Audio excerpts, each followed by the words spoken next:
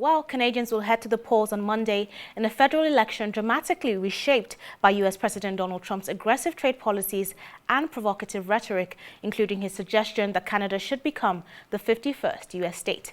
Trump's 25% tariffs on Canadian imports and his annexation remarks have sparked widespread outrage across Canada's political spectrum, fueling a surge of nationalism and reshaping the stakes of the election. At a rally in Ontario 2 days before the elections, Canadian Prime Minister Mark Carney attacks U.S. President Donald Trump's tariffs on Canadian imports into the United States. Now, Carney's Liberal Party was trailing the opposition Conservatives when former leader Justin Trudeau resigned in January. I need you to make a few more phone calls. I need you to talk to friends, to families, to neighbors, and above all, I need you to vote Liberal, so we can protect values that we share, that we can stand up to Donald Trump, build a Canada united, build a Canada strong. Vive le Canada. Merci. Thank you very much. We need you. We need you because President Trump's trade war has literally ruptured the global economy and he has betrayed Canada, America's neighbor, America's closest friend, and most steadfast ally. We need to fight Trump's tariffs with counter tariffs of our own that cause maximum damage in the United States with minimum impact here. Now, to discuss the upcoming Canadian elections and Donald Trump's impact on it is our very own Dr. Marek, who joins me now via Zoom from London. Good evening, Dr. Marek. Thanks for joining us again tonight on Arise America. Good evening. So let's talk about how significant Trump's aggressive trade policy has been in influencing Canadian political sentiment ahead of the elections on Monday. It's absolutely skewed it. Had there been no Donald Trump, the elections would have been fought differently and probably would have had a different outcome, because whatever the outcome is, it would not have been necessarily the same. Granted that Donald Trump has threatened Canada, and there is now, in effect, a tariff war going on. It's not as spectacular as the Chinese one, which features tariffs over 100%, but it's there. And incidentally, tariffs don't have to be that high to have an impact. A 5-10% tariff is already something. And what, of course, is now being said is, how can Canada fight back? And that is, of course, going to be the part of the election which is the most interesting. Incidentally, there is another aspect to the tariffs, of course. There is the patriotic aspect. And again, this has caught out the elections. I would imagine, had there been no Donald Trump, it would have been fought more on the standard today's liberal values. But we've now gone back to, if you like, the sort of, liberal with a small L, that is. But what we're fighting now is patriotism, sort of an old-fashioned election in that respect, because Canada is now seeking to stand up on its own against USA. PM Mark Carney has criticized the tariffs. Do you think his stance on the tariffs is helping consolidate support for his Liberal Party, or is it too little too late? Is it doing the exact opposite of what he aims for it to do? Seeing as you just said that Trump's influence has absolutely, in your words, skewed the elections. Yeah, he is utilizing this. To be honest, I expected more of it earlier on.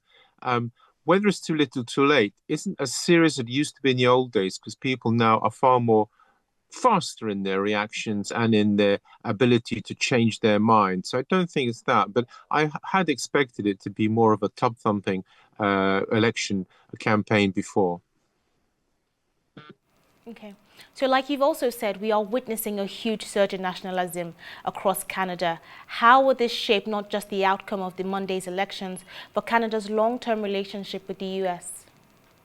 Actually, there are two interesting aspects to this. First of all, as you say, how will it shape with the US? Well, the answer is that Canada has been a steadfast junior ally of the US now for, well, yonks. It's almost going back well into the 19th century.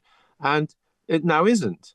Now, Donald Trump has made a threat, and there's about the territorial acquisition in effect, and also about the tariffs, and therefore Canada seeing itself in its own right, and not just being, if you like, a friend of USA. But there is a second aspect to this. Canada is threatened by falling apart into three. There's the French, the English, and of course the First Nations.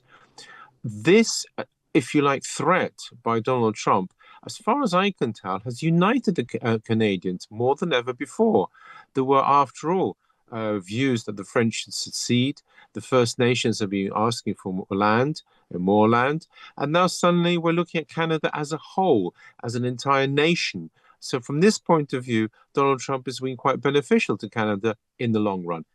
Speaking now internally. Okay. So, given the backdrop of Trump suggesting that Canada become the 51st U.S. state, how do you think Canadian voters are interpreting American influence over their domestic affairs? I think it's influence in the sense of being an external threat, and Canada's rallying against it. It's not an influence in the sense that, say, the Russians or others might have in the sense of some sort of misinformation or disinformation.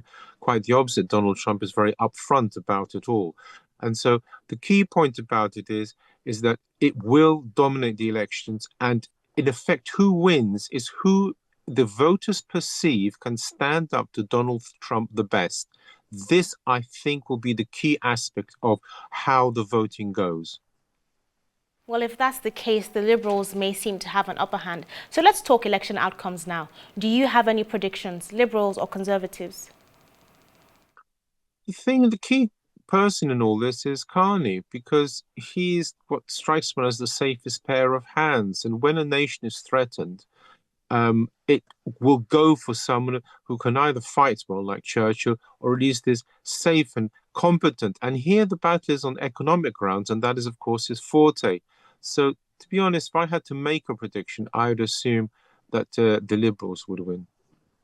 So let's say the Conservatives win. How might that affect Canada's trade and diplomatic approach towards the US to change? I think that what they have is that they strike me as being the weaker of the two in this respect. And therefore, I anticipate them not, in fact, retaliating in the same way that the Liberals would. This is actually quite possibly a good tactic because, to be honest, when China upped its tariffs, all that happened was Donald Trump upped America's. And so it is by no means clear whether a conservative regime, which would be more, so we say, mollify America more, might not actually be the better one. But that, of course, is not what dominates the election. What dominates the election are feelings about whom they could pick the people to stand up to USA.